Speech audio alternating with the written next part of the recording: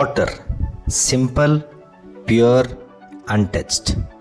It carries no name, no color, no choice.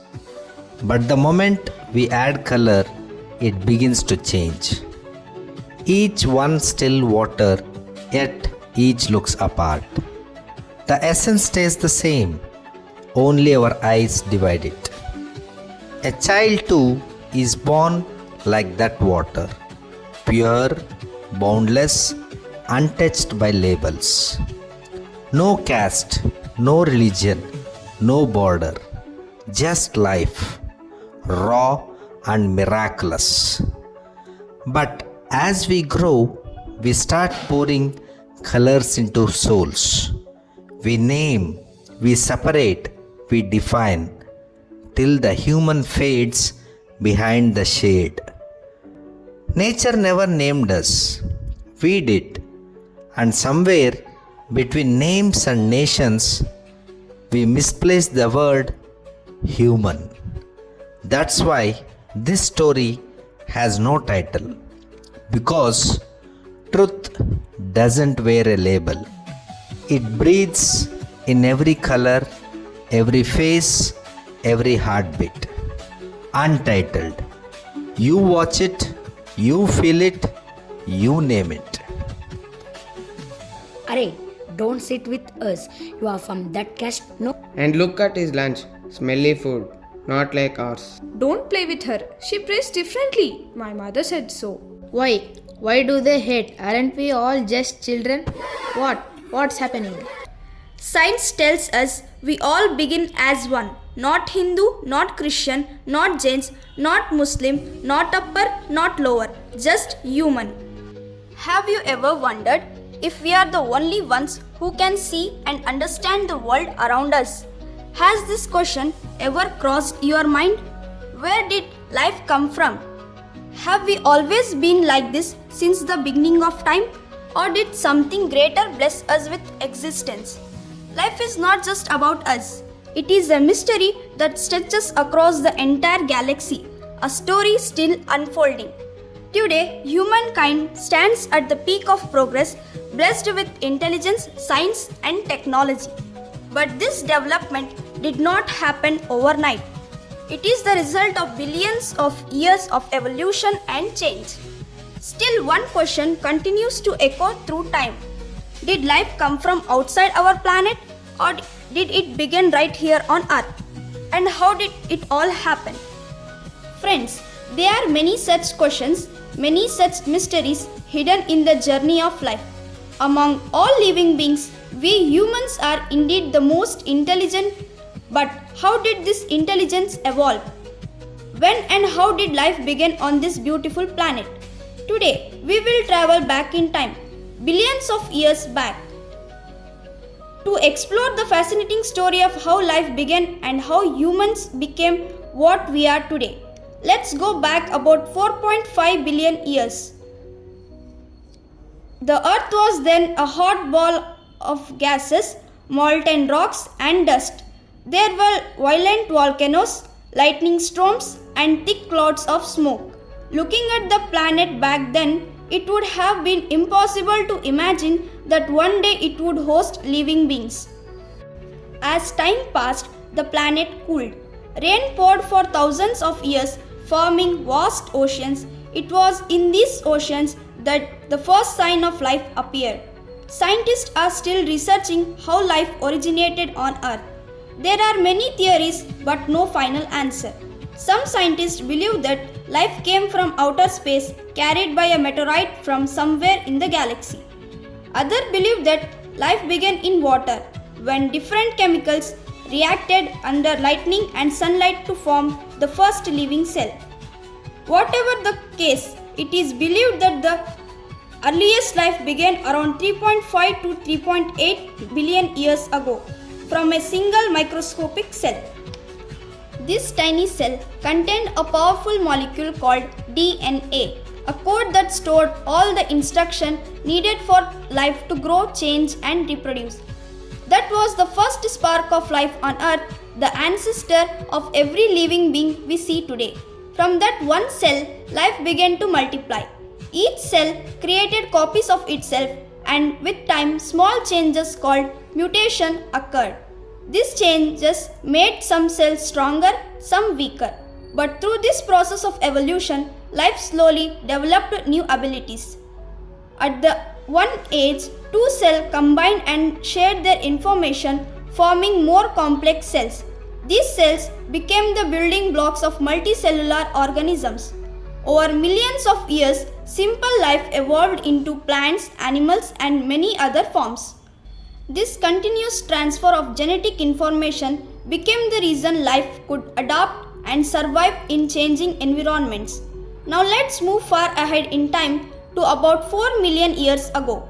Among the trees and grasslands of Africa lived our ancient ancestors. They stood about 4 feet tall and had a brain much smaller than ours. But slowly, something remarkable happened.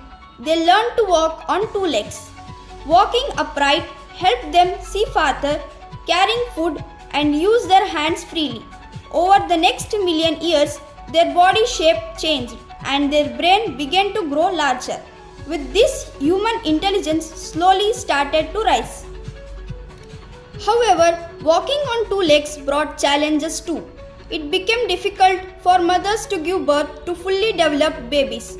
So nature adapted. Human babies began to be born earlier, allowing their brains to continue growing after birth. This is one reason why human children are so curious and intelligent. Their brains keep developing through learning and experience. About 1.8 million years ago, another great discovery changed the course of life. One day, lightning struck a forest and set it ablaze. Our ancestors saw the burning trees, the warmth, and the light, and soon learned to use it. Fire gave them protection from wild animals and cool nights. It helped them cook food which was easier to chew and digest, leading to better brain growth. Fire became the first tool of human civilization, a light that guided the mind. As humans evolved, their throat and vocal cords also changed. This allowed them to make different sounds and slowly to speak. Now humans could communicate, share emotions, warn of danger, and work together. This was the birth of language, one of the greatest gifts of evolution. Our thumbs also became stronger, allowing us to grip tools, paint, and write. Without our thumbs, we could never have built the world we see today. From here, human development moved quickly. We learned to farm, to domesticate animals, and to build villages and cities. We explored science, discovered electricity, created machines, and finally we reached the moon, we explored Mars, and we continue to search for life beyond our planet. Each discovery brings us closer to understanding our own origin. Even today, scientists continue to ask, did life truly begin here, or did it arrive from the stars? We may not have all the answers yet, but one truth is clear: every form of life on Earth is part of the same grand story, connected by the same thread that began billions of years ago, from a single cell to a thinking, dreaming human. The story of life is a story of courage, curiosity, and change. We are not just a part of this planet, we are the universe itself, learning to know its our existence, and this incredible journey of life continues. Yes, child, real. I am DNA, the code of life, and I have a story to show you. Where are you taking me? To the beginning, to remind you and all children who humans really are. See, different colors, different lands, but the same species, Homo sapiens. That's us, one family. They didn't care about caste or religion. They only cared about survival. Togetherness was strength. Science proves we share 99.9% of same DNA.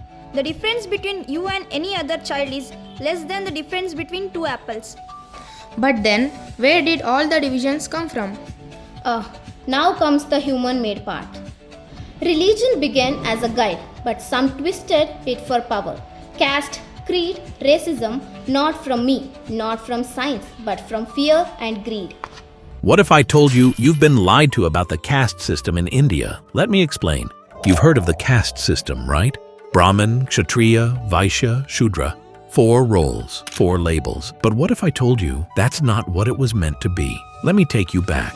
Long ago, people didn't ask, "What caste are you from?" They asked, "What do you love? What are you here to do?" If you loved learning, you'd teach. If you were brave, you'd protect. If you loved building, planting, serving, you'd help. And no one thought one was better than the other. They were just different parts of the same body. This system was called Varna, and it was based on qualities, not birth. Psychologists today might call it a functional identity, a role you grow into. But then, something changed, and the story got darker. Because over time, people stopped seeing roles and started seeing ranks. They forgot the spirit. They remembered the label, and slowly that label became a cage. People started saying, if your father is a servant, so are you. If your mother cleans floors, so will you. And worse, they said, you will never be something great. But then something happened that changed everything.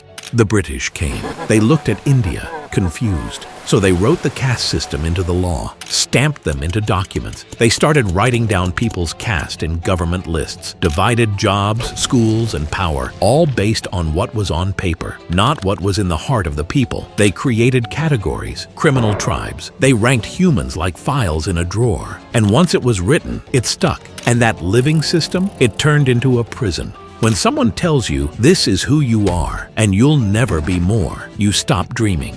That's not culture, that's trauma. And today, it's still here. Let me tell you, tea shops that give one glass for upper caste, another for lower. Stupid, right? 70-year-old Dalit man and his disabled daughter were burned alive because their dog barked at the wrong house. How dumb can you be? Also, Dalit farmers were attacked with axes and bombs for simply demanding land rights. If you grow up inside this system, you learn your place before you learn your name. You learn silence before you speak your truth. You learn shame before you feel pride. But that's not dharma, that's not truth, that's trauma, dressed up as tradition. Because the real tradition was never about cages, it was about balance. So if someone asks you, what caste are you? What would you say? That's unfair. Why didn't anyone stop it? Some tried, great souls rose. Buddha, Basavanna, Guru Nanak, Kabir, Mahatma Gandhi, Martin Luther King, Nelson Mandela, they said all humans are one. It's still happening even today. Yes, but remember, division is learned and what is learned can be unlearned. See, children are born humanist. They see kindness before labels. They see hearts before skin. No, I am not your labels. I am human. Remember, Aryan, you carry the signs of unity in your cells. Now carry it in your heart. You laugh because of my caste. You mock my food. But don't forget your blood and mine are the same. Your DNA and mine, 99.9% alike. We are human first. Can I share with you? One child can remind the world, human should be seen as human. Let us treat human as human.